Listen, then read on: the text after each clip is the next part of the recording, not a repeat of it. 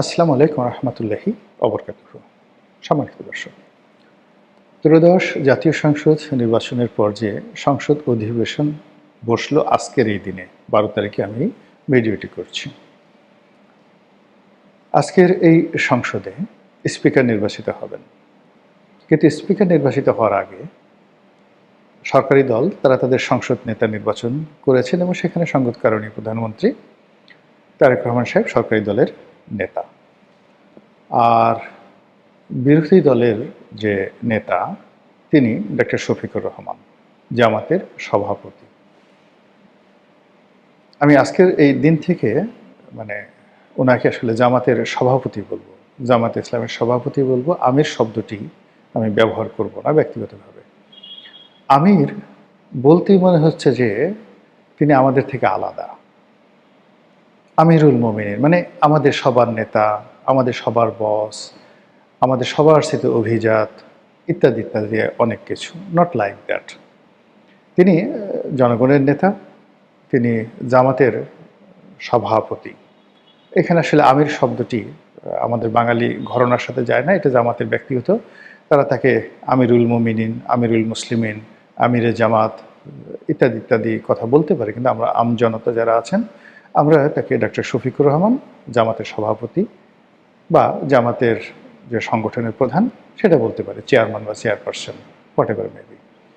তো জামাতের সভাপতি সেখানে সংসদের বিরোধী দলীয় নেতা হবেন।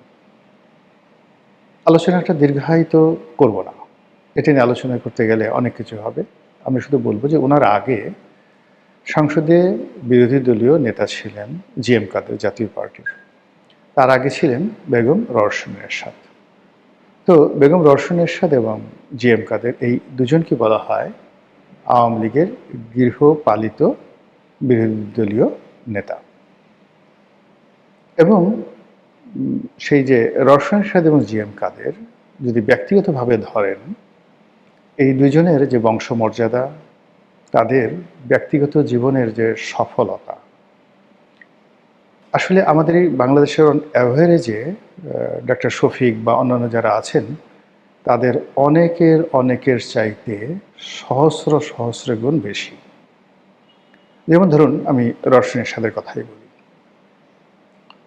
রওশন এরশাদ প্রেসিডেন্টের স্ত্রী, সেনাপ্রধানের স্ত্রী, নিজে ৬ থেকে ৭ বার সংসদ সদস্য নির্বাচিত হয়েছেন, জীবনে কখনো পরাজিত হননি।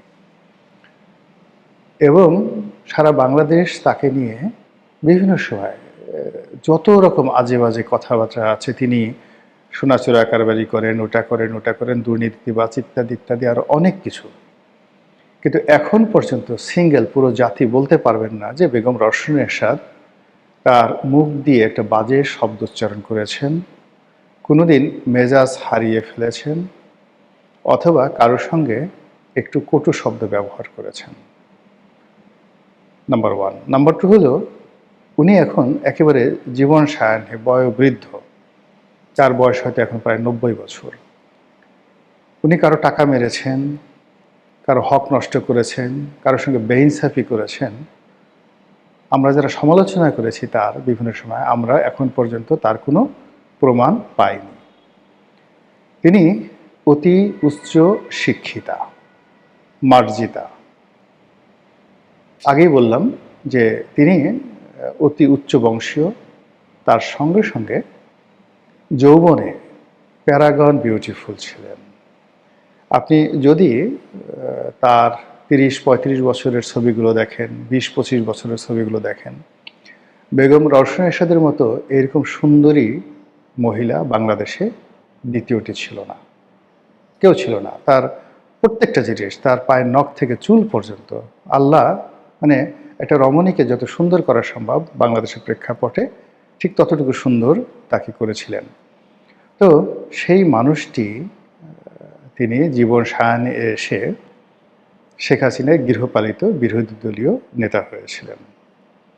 তো এই যে বিরোধী দলীয় নেতা হয়েছেন, বিরোধী দলীয় নেতা হওয়ার পর তার শালীনতা ছিল, ভদ্রতা ছিল, সব কিছু ছিল। এবং দীর্ঘদিন ওই যে পার্লামেন্ট, সেই পার্লামেন্টে যখন তার স্বামী আসম আব্দুর রবকে গৃহপালিত নেতা বানিয়েছিল, ওর পর থেকে ওখানে যে আসর ঢুকছে, শয়তান ঢুকছে, সেই শয়তানের মধ্যে সেই শয়তানগুলো বারবার ওয়াসা ওয়াসা দিয়ে এক দলকে শক্তিশালী বানিয়ে ফেলে আর বিরোধী দলকে দুর্বল থেকে দুর্বলতর বানিয়ে ফেলে। তো সেই দিক থেকে এখন যিনি বর্তমান আছেন জামাতের সভাপতি শফিকুর রহমান, তিনি কি তারেক রহমান সাহেবের গৃহপালিত বিরোধী দলীয় নেতা হবেন, নাকি সত্যিকার অর্থে যেটি সারা দুনিয়াতে হয় এরকম একটি শক্তিশালী বিরোধী দলীয় নেতা তিনি হবেন, এটা দেখার বিষয়।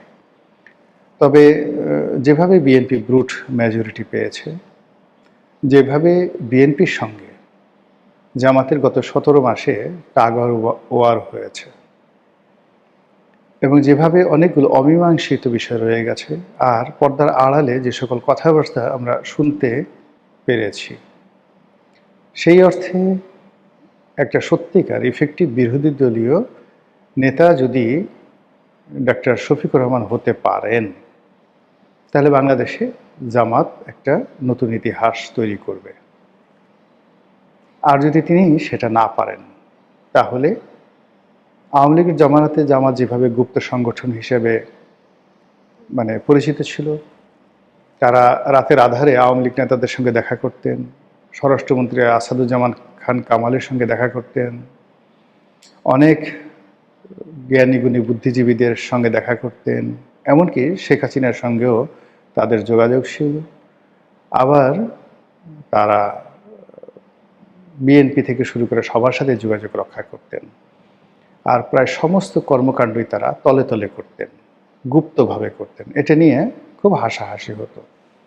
তো সেই জায়গা থেকে তারা শেখ হাসিনার পতনের পরে যেভাবে বের হয়ে এসেছিলেন, এটা এখন রীতিমতো বিস্ময়কর।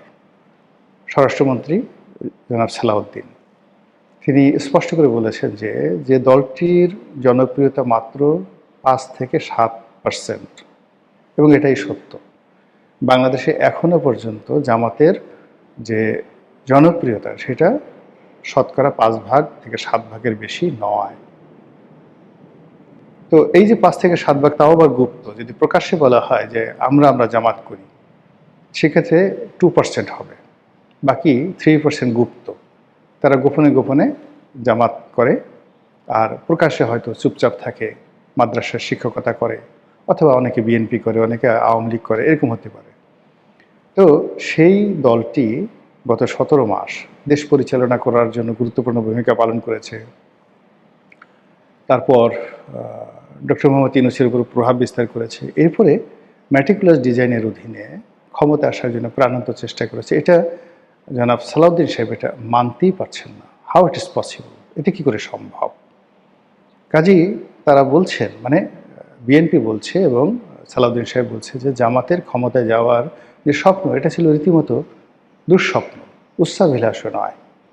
তো এই যে জামাতকে আন্ডারমাইন করা এবং জামাতকে জামাতের জায়গায় নামিয়ে আনা, এবং তারেক রহমান সাহেব নিজেও বাংলাদেশে এসে বারবার জামাতকে গুপ্ত সংগঠন বলে টিটকারি করেছেন, এবং গত 17 মাসে জামাতের প্রতি যে আনুগত্য দেখানো হয়েছে বিভিন্ন মহল থেকে, আর বিএনপির পক্ষ থেকে যে তোয়াজ এবং তদবির করা হয়েছে, আজকের দিনের পর থেকে সেটা আর দেখানো হবে না।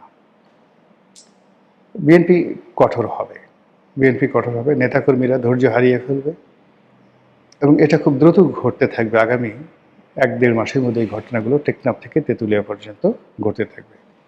সেই অর্থে জামাতকে আবার গুপ্ত হয়ে যেতে হবে, অথবা জামাতকে রাজপথে সেই আওয়ামী লীগের মতো শক্তিমত্তা নিয়ে দাঁড়াতে হবে। কিন্তু পার্লামেন্টে তারা সত্যিকার অর্থে যদি সরকারি দল না চায়, এখন ওই যে বললাম যে পার্লামেন্টের মধ্যে ভূত ঢুকে গেছে, আর শুরু থেকে পার্লামেন্টে এখন এমন কিছু কাজকর্ম হচ্ছে, যেমন দেখা গেল যে একটা সময় আল্লাহু আকবার স্পিকারের পেছনে একটা যে কালেমা, এই প্রথম তারেক রহমান সাহেব সেটা স্থাপন করেছেন। এখন এটা মূলত আসলে ধর্মভিত্তিক রাজনীতির যে একটা সূচনা, মানুষের আবেগ নিয়ে খেলা। এর বাইরে লা ইলাহা ইল্লাল্লাহু মুহাম্মাদুর রাসূলুল্লাহ এটা স্পিকারের পেছনে থাকার যে কোনো বরকত ওই পার্লামেন্টের উপরে আসবে বা অন্য কোনো কিছু আসবে, এটা আমার কাছে মনে হচ্ছে না। বরং ওখানে যদি এরকম থাকতো লা হাওলা ওয়ালা কুওয়াতা ইল্লা বিল্লাহ বা আস্তাগফিরুল্লাহ থাকতো, বা শয়তান তাড়ানোর যে দোয়া আছে সেই দোয়াগুলো যদি সংসদের চারিদিকে থাকতো, তাহলে সেটা হয়তো তুলনামূলকভাবে ভালো হতো। তো যাই হোক, এখন ওই যে পার্লামেন্টের মধ্যে যারা সরকারি দল থাকেন, যাদের ব্রুট মেজরিটি থাকে, তারা বাংলাদেশে ইতিপূর্বে যে কাজগুলো করেছেন সেই কাজগুলো আগামীতে বিএনপির দ্বারা হওয়ার সম্ভাবনা 99.99%। যদি সেই কাজগুলো বিএনপি না করে তাহলে বিএনপি অমরত্ব লাভ করবে। আবার এই যে বিএনপি যে সংসদের ভিতরে বাইরে জামাতকে যে চাপ দেবে, সেই চাপে ডক্টর শফিক যদি তিনি রওশন এরশাদ হয়ে যান, তিনি যদি আসম আব্দুর রব হয়ে যান, তিনি যদি জিএম কাদের হয়ে যান, অ্যাজ ইট ইজ, আমরা বাংলাদেশে কোনো পরিবর্তন পেলাম না, যেই লাউ সেই কদু। বরং সেক্ষেত্রে জামাতের মতো একটা দল, শফিক সাহেবের মতো একজন বয়োবৃদ্ধ মানুষ, তিনি যদি সেই গৃহপালিত বিরোধী দলের নেতার পরিচিত হতে থাকেন, তাহলে জামাতের রাজনীতিও কিন্তু শেষ হয়ে যাবে। বোঝার চেষ্টা করুন যে জাতীয় পার্টি আজ এখন একটি মানে এমন একটা দল, যা শুধু এমন একটা দল, অতীতে যারাই গৃহপালিত হয়েছে তারা শেষ হয়ে গেছে, তাদের আর কোনো অস্তিত্ব এই বাংলাদেশে থাকেনি। যে কোনো কারণে অনেক এখানে ইকুয়েশন রয়েছে, যে ইকুয়েশনের কারণে বিএনপি ক্ষমতায় ফিরে এসেছে। কিন্তু ক্ষমতায় যদি তাদের টিকে থাকতে হয়, তাহলে তাদেরকে 3টা ভাগে 3 মাস এক ধরনের কাজ করতে হবে, 6 মাস এক ধরনের কাজ করতে হবে, আগামী 1 বছর এক ধরনের কাজ করতে হবে, এবং মোটামুটি ধরে নেওয়া হয় যে 2 বছর যদি তারা টিকে যান, তাহলে ধরে নিতে হবে যে এই সরকারটি পরবর্তী নির্বাচন পর্যন্ত তাদের কার্যক্রম চালিয়ে নিতে পারবে। কিন্তু সরকার যদি ভুল করতে থাকেন, একের পর এক ভুল করতে থাকেন, তাহলে মানুষ 3 মাসও সময় দেবে না সরকারকে। এর কারণ হলো আমাদের যে রাজপথ এখনও উত্তপ্ত হয়ে আছে। এই রাজপথ থেকে এখনও রক্তের এবং বারুদের গন্ধ আসছে। এই রাজপথে এখনও বিপ্লবীদের পদধ্বনি শোনা যাচ্ছে, এবং আমাদের এই দেশের যে সীমান্ত এখনও খোলা অবস্থায় আছে, পলাতকদের জন্য সেই সীমান্ত খুলে রেখেছে যারা পালাবে।